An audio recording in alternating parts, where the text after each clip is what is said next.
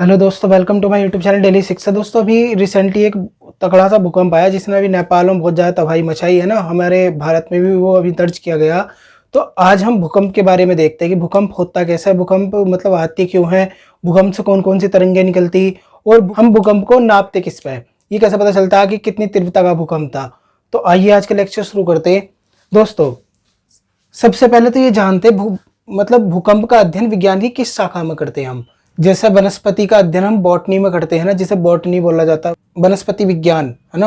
और जैसे जीवों का अध्ययन जीव विज्ञानों में पढ़ते हैं, इसी प्रकार से हम जो भूकंप का अध्ययन करते हैं वो विज्ञान की किस शाखा में करते हैं, यानी कि उसे क्या बोला जाता, यानी कि भूकंप के अध्ययन को बोला क्या जाता। तो उसमें उसे बोला जाता सिस्मोलॉजी। सिस्मोलॉजी याद रखना। अब हम बात करते हैं कि भूकंप को हम नापते किस में, का अंकन हम किस में करते हैं, सिस्मोग्राफ में। तो देखो इसे कनेक्ट कर लेना, सिस्मोलॉजी और सिस्मोग्राफ। और भूकंप को ये कैसे पता चलता है कि कितनी तीव्रता का था, तो उसे कहाँ पर नापा जाता, तो उसे बोला जाता है रिएक्टर। रिएक्टर पैमाना है ना, तो रिएक्टर पैमाने पर इसे नापते। रिएक्टर स्केल, रिएक्टर नाम सुना होगा तुमने।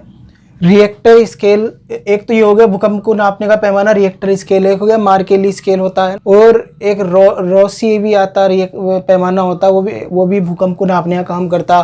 तो दोस्तों, भूकंप होता क्या, भूकंप होता पृथ्वी की सतह जो होती, जो जब अचानक हिलने लगती, तो उसे बोला जाता भूकंप। ये हिलती क्यों है, अब ये विचार भी तो आ रहा होगा कि पृथ्वी की ये जो सतह है वो हिलती क्यों है।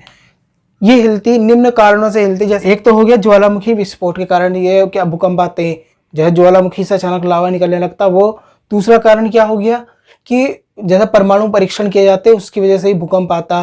और तीसरा हो गया कुछ पृथ्वी की सतह के अंदर जब हलचल होने लगती है, जब उसकी प्लेटें, जब तुमने नाम सुना होगा विवर्तनिक plate, Indian plate, Indo Pacific plate, तो इन प्लेटों का नाम सुना होगा। ये प्लेट आपस में टकराती है एक दूसरे, तो ये क्या होती है, इसकी वजह से ही भूकंप आने लगता। तो अब मैंने तुम्हें दो तीन कारण बता दिए भूकंप आने के। अब हम देखते हैं कि भूकंप से कौन कौन सी तरंगे उत्पन्न होती। लेकिन उससे पहले ये देखते हैं कि ये भूकंप सबसे ज्यादा कहाँ पर आते हैं। तो मैंने तुम्हें दिखाया था रिंग ऑफ फायर, जहां पर सबसे ज्यादा ज्वालामुखी है वहां पर सबसे ज्यादा भूकंप आते हैं, सबसे ज्यादा भूकंप की घटनाएं देखने को मिलती। तो ये पॉइंट याद रखियो। और अब हम देखते हैं कि भूकंप से कौन कौन सी तरंगे उत्पन्न होती, कौन कौन सी सबसे ज्यादा नुकसानदायक है, इन सब के बारे में पढ़ेंगे। अब सबसे पहले देख लो, जहां पर भूकंप आता है उसे क्या बोला जाता, केंद्र बोला जाता। क्या बोलते हैं हम, केंद्र बोलते हैं। लेकिन भूकंप जहां पे भूकंप आता है उसे केंद्र, लेकिन पृथ्वी की सतह पे उसी जो नीचे बिंदु होता है उसे क्या बोला जाता, अभिकेंद्र, यानी कि एपिसेंटर। ऊपर वाले को सेंटर, नीचे वाले को एपिसेंटर। और इससे 3 प्रकार की तरंगें निकलती, ये पॉइंट याद रखियो। और एक चीज और, 5 तक की तीव्रता की जो रिएक्टर स्केल होती है वहां पर 0 से लेकर, जो रिएक्टर स्केल होता है उस पर 0 से लेकर 9 तक के अंक अंकित होते हैं। और उसमें 5 तक का जो मतलब वो होता है, जैसे 0, 1, 2, 3, 4, 5। तो इस यहाँ तक के जितने भी भूकंप आ रहे हैं वो नॉर्मल माने जाते हैं। लेकिन इससे ऊपर जो भूकंप आते हैं, 6 हो गया, 7 हो गया, तो ये सब क्या हो जाते हैं, इसमें ये हानिकारक माने जाते हैं, मतलब ये बहुत ज्यादा तबाही मचाते हैं। तो ये पॉइंट भी याद रखियो। और अब मैं तुम्हें बताता हूँ land wave, secondary wave, primary wave, ये क्या होती, इनके बारे में भी क्वेश्चन बन जाता। तो देखो, सबसे पहले ये देखो, पृथ्वी जब भूकंप आता तो कुछ तरंगे चलती, जिन्हें हम क्या बोलते हैं हम, धरातलीय तरंगे, द्वितीयक तरंगे, प्राथमिक तरंगे। तो पृथ्वी पर भूकंप के बाद सबसे पहले कौन सी तरंगे पहुंचती, वे पहुंचती प्राइमरी तरंगे। और ये इन्हें प्राथमिक तरंगे भी बोला जाता।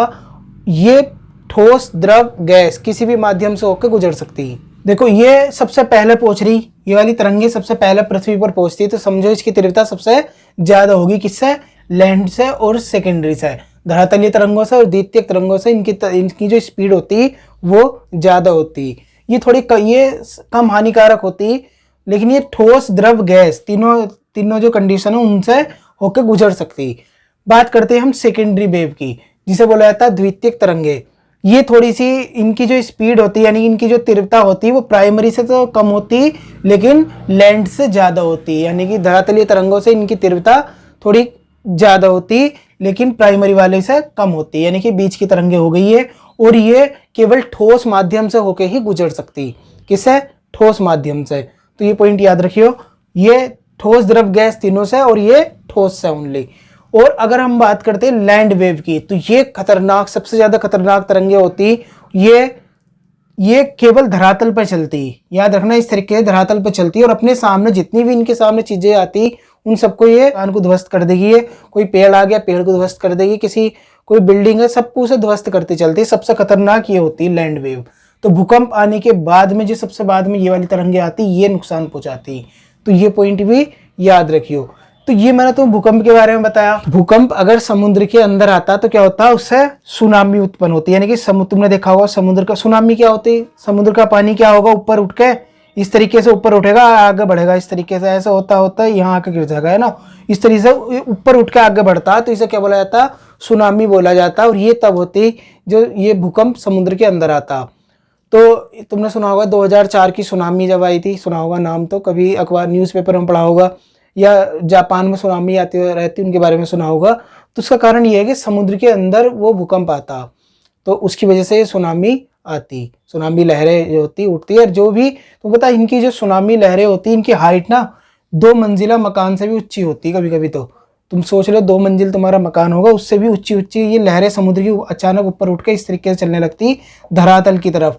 और ये क्या होती, ये भी इनके रास्ते में जो आता उसे ध्वस्त कर देती। तो ये पॉइंट याद रखियो। तो दोस्तों, आज का लेक्चर तुम्हें कैसा लगा? अगर भूकंप से रिलेटेड तुम्हारे मन में अब भी कोई डाउट रह गया हो तो कमेंट करके हमसे पूछ सकते हो। मिलते हैं फिर नेक्स्ट लेक्चर में, तब तक के लिए थैंक्स अ लॉट। जय हिंद।